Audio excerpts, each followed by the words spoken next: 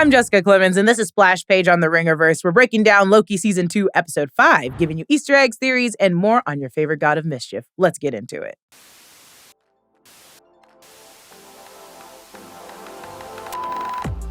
You are now watching Splash Page. If you're listening to this, you can also watch it at theringer.com, youtube.com/theringer, or on Spotify at The Ringerverse. This is your one warning that we will be spoiling Loki Season 2, Episode 5. We'll be spoiling the first 5 episodes of Season 2, the first season of Loki, and basically any of Loki's appearances across the MCU. You've been warned. Okay. Let's get back into it. We pick up right where last episode ended. The loom has exploded and Loki now stands alone in the loom room shaken. You can even see pieces of what was holding the loom together broken off floating in space. As Loki leaves the loom room, we see casual signs of temporal core and temporal radiation warnings, like we didn't just blow up time across different branches. Also, these cuts are amazing. The cinematographer and editors really popped off on this one. We're following Loki throughout the TVA and no one's there, and all we hear is the emptiness of a factory still in motion. It's breathtaking. Then Loki time slips again, which sort of makes sense because we had to pull him out of the loom, aka prune him to stop the time slipping, and seeing as that blew up, it reverted him back to when he was time slipping. We start seeing a lot of moments that we've seen in the trailer, like this moment of Loki looking at himself before time slipping. At this moment, he's jumped slightly into the future and will be taking over the POV we see earlier. Then we see the beginning of the spaghettification. The TVA is beginning to slip away and unravel into nothing, and this is the beginning of the end. And I want to remind everyone that Miss Minutes mentioned this in Season 1, Episode 1. Maybe you started an uprising, or were just late for work. Whatever it was, stepping off your path created a Nexus event, which left unchecked could branch off into madness, leading to another multiversal war. But don't worry, to make sure that doesn't happen, the Timekeepers created the TVA and all its incredible workers. It feels like it was sort of written in stone. If no one was able to reset the unchecked branches, it would lead to a multiversal war, and I think we're getting there. We know the multiversal war was the battle of the Kang variants looking to conquer different worlds. He Who Remains of Ravonna created an army, defeated the Kang variants, and created the TVA to monitor the unchecked branches and protect the sacred timeline.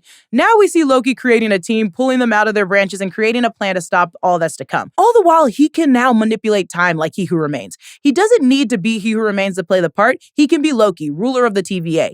Our Loki, like He Who Remains, could end another multiversal war, maybe even before they get started. Then we see Casey, and he's in the middle of a prison break in Alcatraz. This is a branch timeline in 1962 San Francisco, California.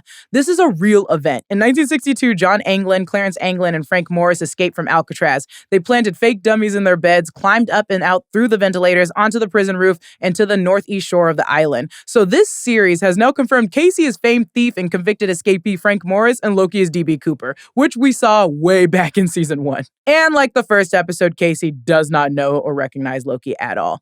Loki time slips again to what I assume is Broxton, Oklahoma, 1982, a branch timeline where Sylvie is working at McDonald's. Then he time slips to the jet ski store and back to the TVA, specifically Time Theater 5, where they put him in a bad memory prison, and Sif kicked him in the balls and punched him in the face repeatedly. We're taken to 2012 New York, which is the Battle of New York, but seeing as this is a branch timeline, this could be a timeline where Loki didn't destroy New York, or it just hasn't happened yet. Or maybe the Battle of New York is the people versus the rats, because that's Rat Town, USA. The rats don't run this city. We do. This is not Ratatouille. We're going to kill rats. What we do know is in this timeline, Hunter B-15 is actually Dr. Willis, who is the name of a man in Marvel Comics who was entrusted with protecting magical artifacts, worked with Thor, but then was murdered. So I don't think it's that Dr. Willis, but the same name. Also, notice how caring B-15 is in this timeline. It's no wonder she's so sad watching the branches die later, or earlier. Or whatever. Time works so weird in this. Then she witnesses Loki time slip. It's clear that the time slips are trying to bring him closer to the gang. He was at Casey's prison break, Sylvie's McDonald's, the jet ski store, now B-15's hospital. I assume when the loom exploded, it set the TVA employees back to their timelines. I think in the weirdest way, we should imagine the loom as the Big Bang. If the Big Bang was an infinitely dense, hot single point that stretched so fast, expanding to what we have now, that's basically the loom expanding to accommodate the additional branches. It just stretched too much, causing an explosion of radiation that rippled through the timelines, causing them to unravel. Now, there's a theory called the Big Bounce, where the universe could collapse to the state where it began, or the Big Crunch, where Einstein theorized there was a universe before the Big Bang, which ended and created another Big Bang as a reaction. So following that, we could assume the loom, now exploding and spaghettifying branches, is performing its own Big Crunch and collapsing to the state where it began, retroactively returning the TVA back to its original self when the loom began, where the people were living their normal lives. And what we've all been waiting for is finally revealed. Mobius is a man named Don working for Piranha Power Sports on a branch timeline in 2022, Cleveland, Ohio. He's a single dad of 2 boys. It's just so cute. Mobius is trying to sell a Sea-Doo to this man, and this is actually the cinematographer Isaac Bauman. Kudos to Bauman, because immediately after this, we get a shot of Tom Hiddleston doing the wacky waving inflatable arm flailing 2-man move.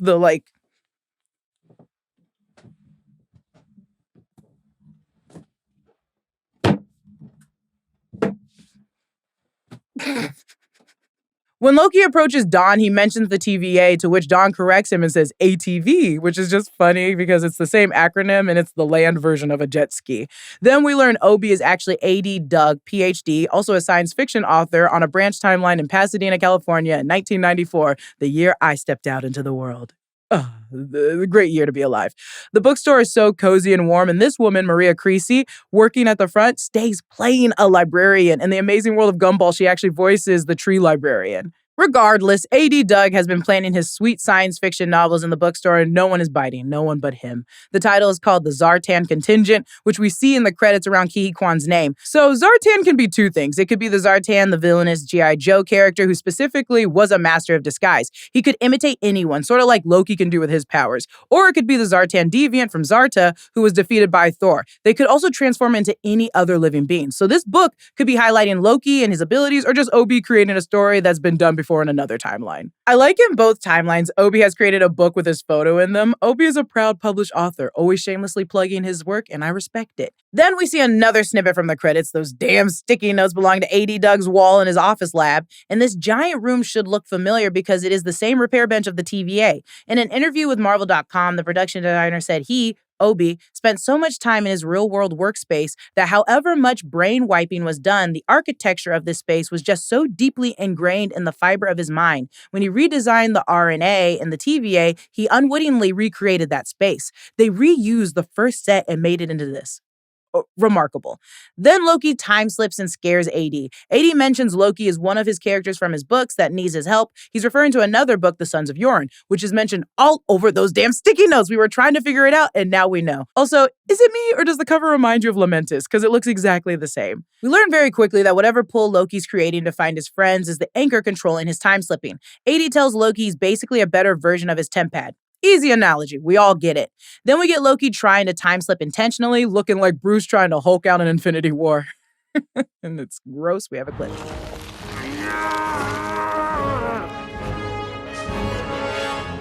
Dude, you're embarrassing me in front of the wizard. I'm sorry. I can't, or he won't. I don't. Hey, stand down. Keep an eye on him. Thank you.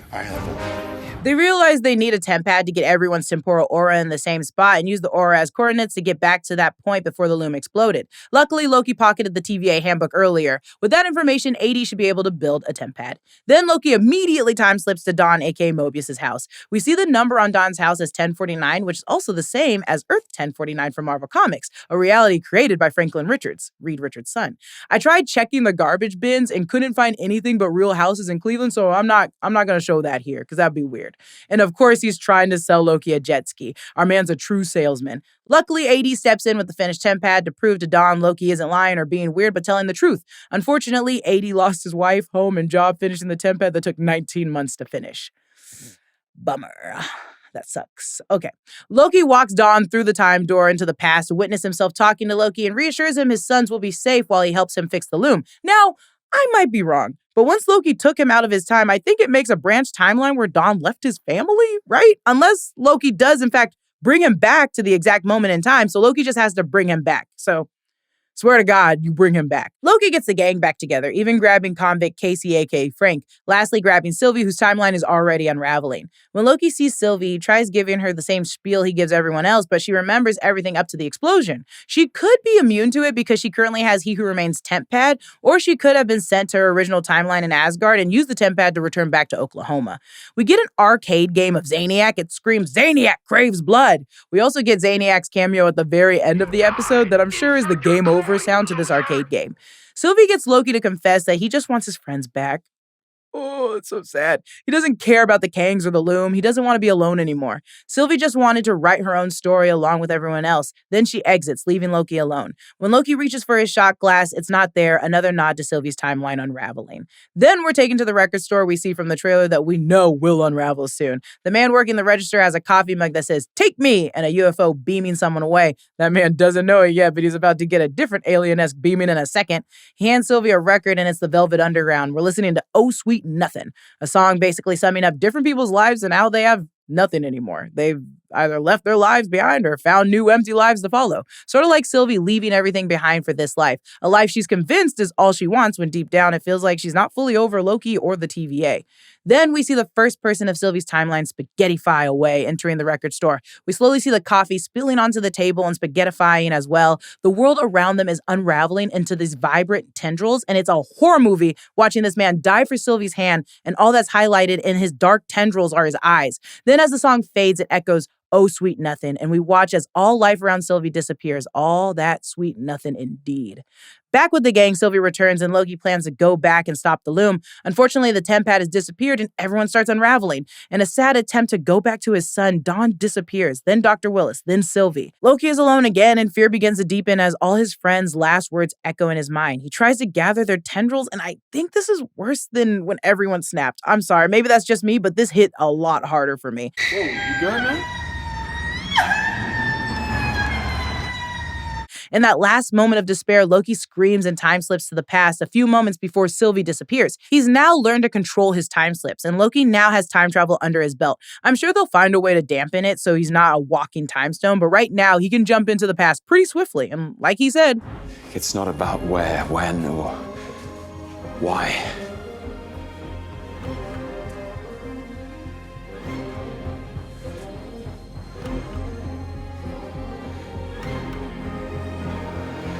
It's about who.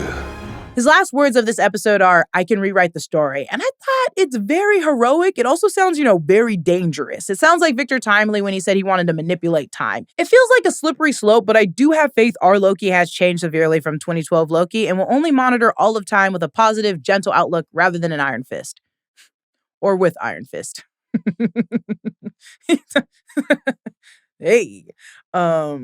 Not going to talk about that show. He time slips at what is the exact moment before Victor Timely gets into the spacesuit unravels. If you take a look at the last episode, Loki and Obi are in the exact same spot watching Timely walk down the stairs. But what will Loki say in time to stop Victor from dying? What's the solution here? Because no matter what happens, the Loom's radiation will kill anyone that steps outside. So will Obi just have a new suit or invention up his sleeve that would have always saved Mobius' skin? Will Loki go back further into the past to cut the chase between Sylvie, Ravonna, and Miss Minutes during the World's Fair? Or will he return as far back as He Who Remains at the finale to stop Sylvie? Now that Loki can jump through time, a lot can happen. And that's it for Splash Page on the 5th episode of Loki Season 2. Loki has now jumped into the past and should rewrite the story. Remember, Miss Minutes is about to reboot and Renslayer is in the Prune Valley with Aleya. We can expect a lot of surprises next episode, so tune in next week for the finale to Loki Season 2. Subscribe to the Ringerverse on Spotify or wherever you get your podcasts. Make sure to follow us on TikTok, Instagram, and X, formerly known as Twitter, at Ringerverse. And make sure to follow The Ringer at youtube.com/The Ringer. Thanks for watching and listening. We'll be back next week for the finale of Loki Season 2. Oh my gosh, for all time, always.